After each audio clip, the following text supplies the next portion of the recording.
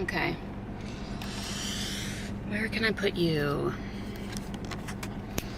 I need like a dash mount or something. So, hey guys, how's it going? You know, I've been wanting to do this video for a couple days now. I just have been kind of nervous in doing so. I thought about starting a new series, which doesn't pertain to hair color, which I know upsets like 95% of those on my channel, so I apologize. But, oh, by the way, we're going to the pool. I was too lazy to put up lighting and all that stuff in the house, so I'm sitting in the car. It's hot. Why? Why am I doing this? If you've been on my channel for a while, you know that last summer I posted a video talking about my religious trauma syndrome, and that video was a hard video to make. And what I've been trying to do this year is, especially like,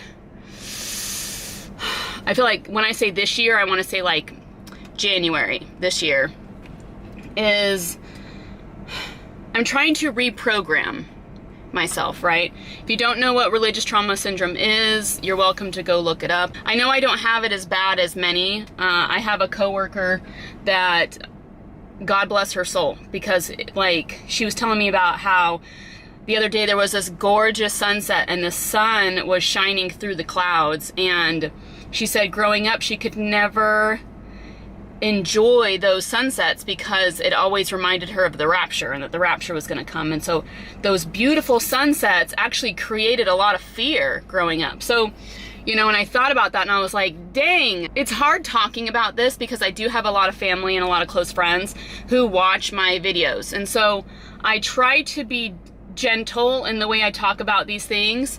But at the same time, I've had so many people reach out to me since I've made that video about religious trauma syndrome, who I feel like I am not helping out more.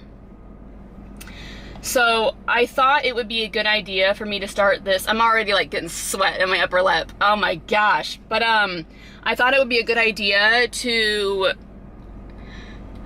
talk about how I am reprogramming my train of thinking. It's hard to explain, and if you see sweat dripping down my face, okay, that's just what's gonna happen right now. I should probably turn this up a little bit higher, or just put it on my face.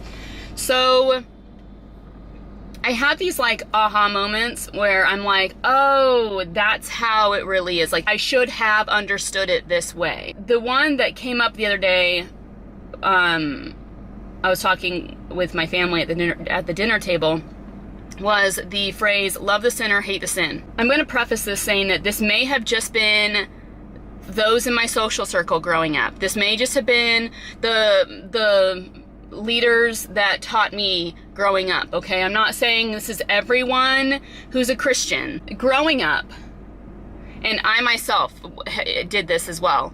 Growing up, we would always say, oh, I love Susie. It's just too bad that she, whatever, fill in the blank, whatever the sin is. And that's another thing I've been thinking about too, is what exactly is sin? You know, and I looked it up on my phone, the definition of sin, and I want to share that with y'all right now. What the definition of sin is, according to Google. Okay, so, you know, maybe not Google, maybe it's dictionary, according to dictionary.com.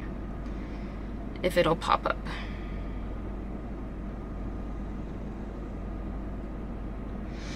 Sin is an immoral act considered to be transgression against divine law.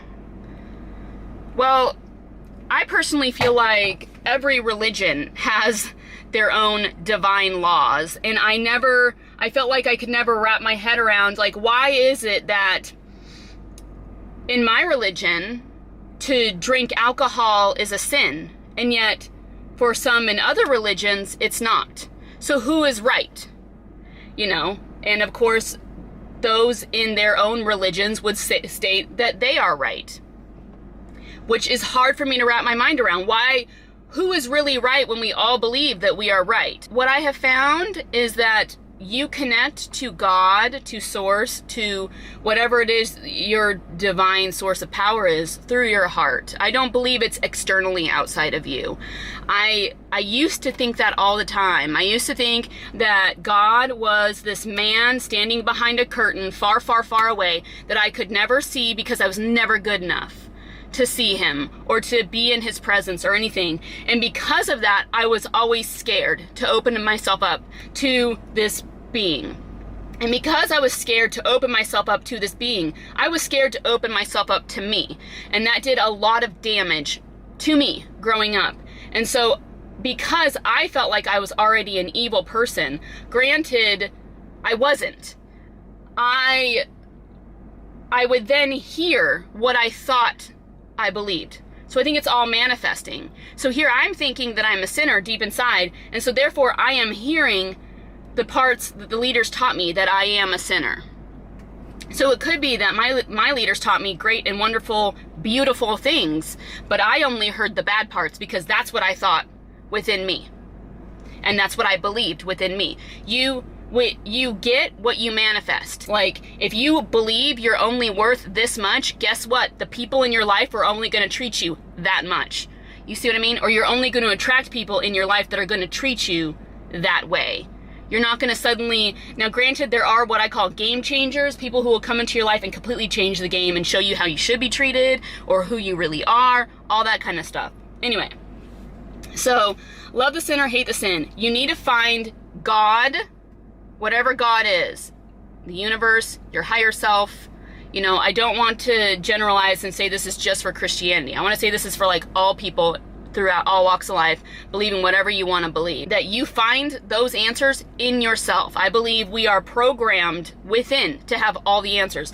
I believe our soul is divine intelligence. Like within our soul is absolute divine intelligence. And so I struggle a lot of times when people say things like, we have to remind you as to what you need to believe because you are human and you tend to forget. Yeah, I get it. I mean, I forget things all the time, especially lately. I feel like I can't retain anything. I feel like knowledge for me is like putting water in my hands. It'll sit there for about 0.2 seconds and then it falls out. One thing that upsets me is when people say you must be reminded these things all the time because you tend to forget.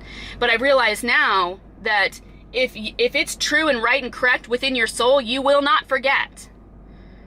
You'll always know. You'll always have it within you because it's truth. That is what I believe. To find absolute truth, happiness, you know, love, the feeling of love, self-love, self-confidence, all of that starts within you. It starts within your heart.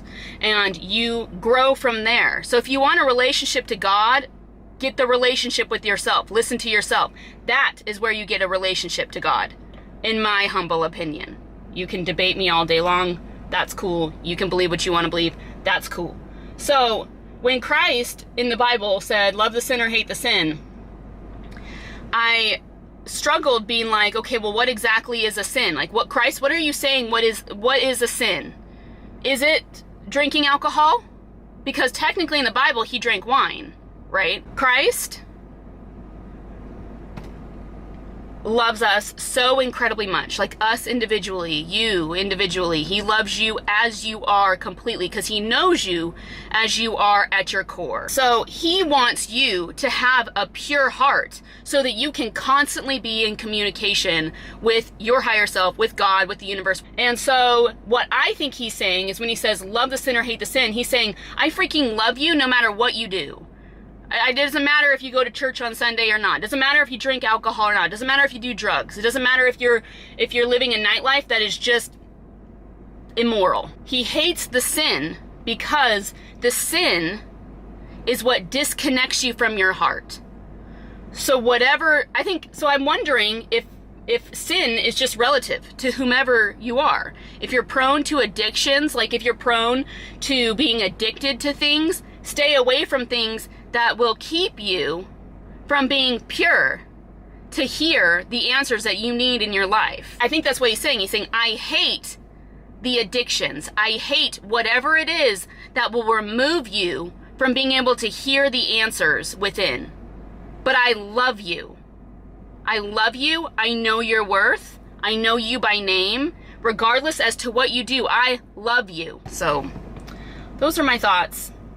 You know, if you like this kind of stuff, let me know, because there's many times, I mean, I'm like, this is not super easy, you know, for me to talk about, for one, and a lot of times I will get these, what I feel are answers to how to rewire my brain, because I still will hear things that people will say inside and outside of Christianity, even if it has nothing to do with Christianity, that will make my stomach turn, flip upside down, and just scream. Like, I will have like this inner me that just wants to scream out loud, you know, and I don't want to live like that anymore. I don't want to, and I'm getting better, but I don't want to live like that anymore, where I will hear something and suddenly it throws me back to 20 years ago, where I felt like a worthless human being who's always sinning and who will never amount to anything because I'm female, or because of whatever, you know what I mean? So that's it. If you have any questions or comments, let me know down below, and I appreciate you guys listening, and I'll talk to you later. Bye.